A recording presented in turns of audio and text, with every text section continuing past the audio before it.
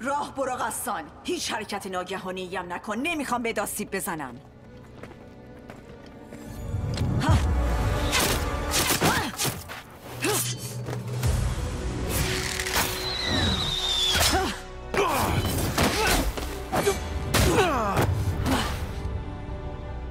سارگون به من گوش کن. حسان با من میاد.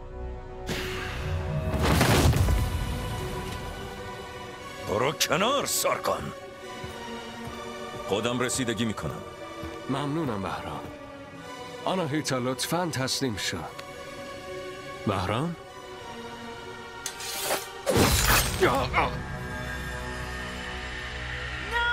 حسان آناهیتا چی رو پنهان میکنی؟ چطور جرأت کردی بهرام؟ تو شاهزاده ما رو کشتی. شرفت کجاست؟ شرف، وظیفه. مگه همه ما دستمون به خون آلوده نیست؟ فرق تو با من چیه؟ من دنبال تاج و تخت نیستم و افراد بیگناه و قربانی نمی کنم. تا وقتی من زنده باشم تو هیچ وقت حکومت نمی کنی. پس که اینطور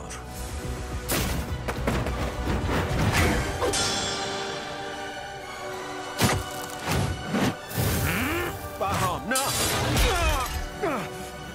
آناهیتا از اینجا برو. چرا شاهزاده رو کشتی؟ حسان فقط بازیچه بود. به قضاوت من اعتماد نداری. از تو واقعا دنبال تاج و تختی؟ حالا میخوای چی کار کنی؟ دقیقاً کاری که خودت بهم یاد دادی.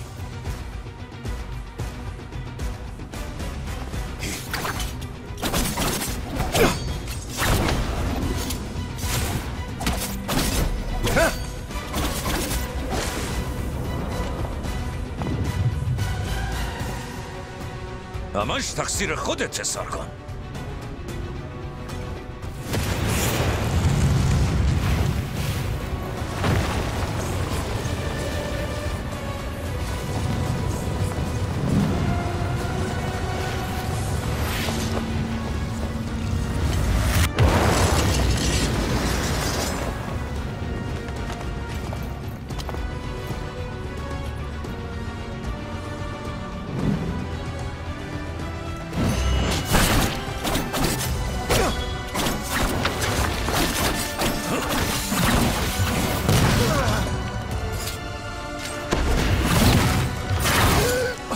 شاهد باش.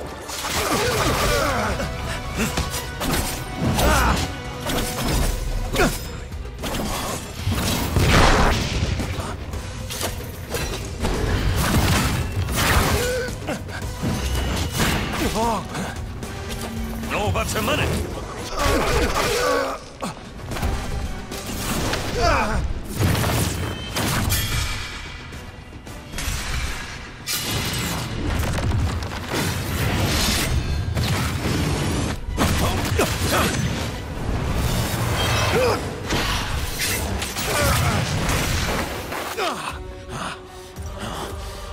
خشمت از شمشیرات برنده تره سارگون.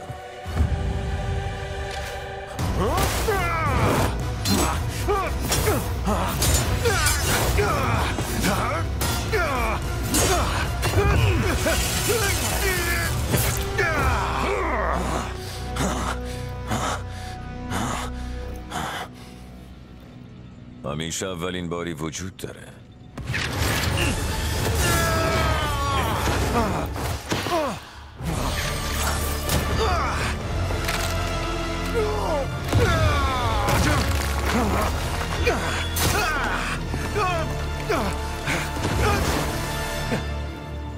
تلاشات بیفایده است. به هیچ عنوان نمیتونی منو متوقف کنی. من تک تک فصلها و کلمات داستان تو رو پاک میکنم. میتونم همش رو نابود کنم.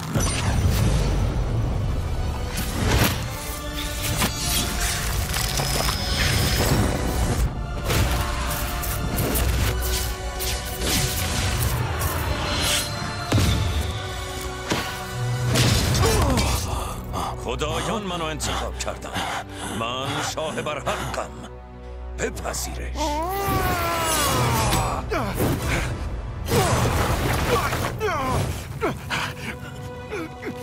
هنوزم میتونی نظرت عوض کنی سارگون. این کارو کردم.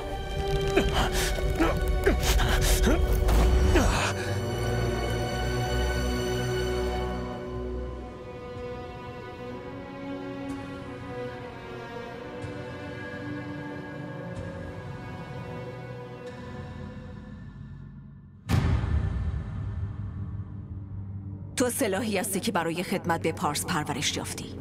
این بزرگترین افتخاره. یادت بمونه سارگون. من سارگون هستم. اومدم اینجا تا شیر سفید تخت جمشید رو به مبارزه دعوت کنم.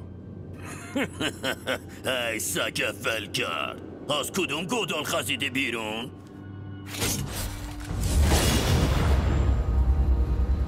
سلاحاتون رو پایین بیارید. سردار نیت، عقب بیستید. میتونه شما رو سلاخی کنه.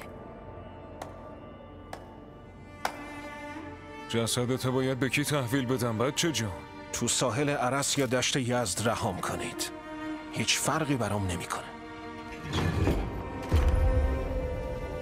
چی تو رو اینجا کشونده جنگجوی جوان؟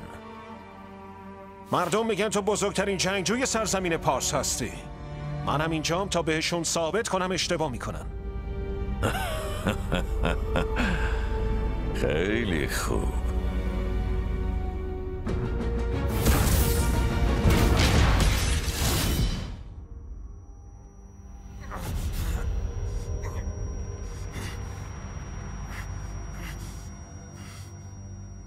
باید اعتراف کنم که تو شجاعی سارگون. و شجاعت چیزیه که ما رو بخشی از گارد جاویدان میکنه.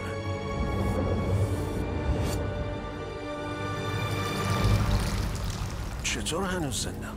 و وهرام چطور میتونستم اینقدر در اشتباه باشم؟ قیس لیلا کجاست؟ در انتهای شمشیرت چیه؟ در این قضیه زمین؟ خشمت تو رو کور کرده سارگون. قسان مرده. گارد جاویدان شکست خورده. پیروزی، شکست. حتما باید روی تک تک برخوردهای گذرای سفرت یه اسم بذاری؟ آهای چشمو به هم برگردون، مال منه.